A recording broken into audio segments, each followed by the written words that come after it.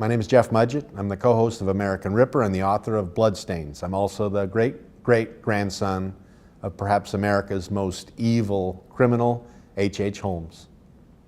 I found out I was related to him, a direct descendant, when I was about 40 years old at a family dinner party, when my grandfather decided that he'd carried this horrible secret alone long enough. And quite frankly, I didn't believe it when I first heard what our origins were. Did some research, was shocked, decided to set my career as a California lawyer to the side, and my journey generated into what has now turned out to be a television series with history and a best-selling novel.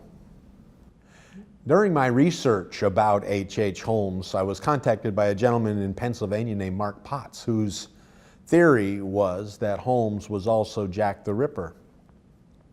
I decided to look into that further and spent years researching the evidence that Mark had compiled and the connections that he had established tying Holmes to the Whitechapel murders.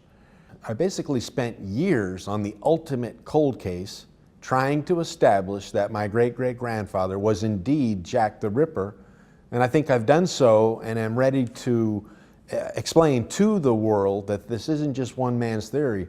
This is a mystery solved, a case closed because of hard evidence. When the producers let me know that we were coming to Irvington, Indiana to film scenes about Holmes's murder of 8-year-old Howard Peitzel, I did some research and began to realize this was probably the murder which identified Holmes the most of the scores that he had committed over his lifetime. This was the crime, this was the place, this was the scene that caused me the most emotional chills of all the locations we went to trying to track down this horrible monster. During production, one of the most amazing occurrences during filming was when Alan Hunter brought his collection of Holmes artifacts to the set. And I gotta tell you, when we opened the box up to inspect each individual artifact, that was the first time I'd seen them.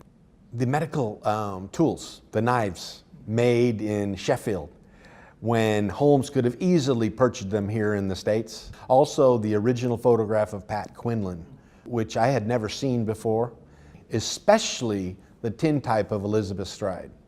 I knew we had something amazing on our hands, and then when all that was tied to evidence of one of the Whitechapel murders, you'd have to be a very unreasonable person not to want to say, wait a minute, there's something here connecting it all. I'm here at the Bona Thompson Memorial Center in Irvington, Indiana, in the midst of the Holmes exhibit, which is obvious historical value on the Holmes journey. And we're here seeking contributions to see that we could make this a permanent exhibit within the museum.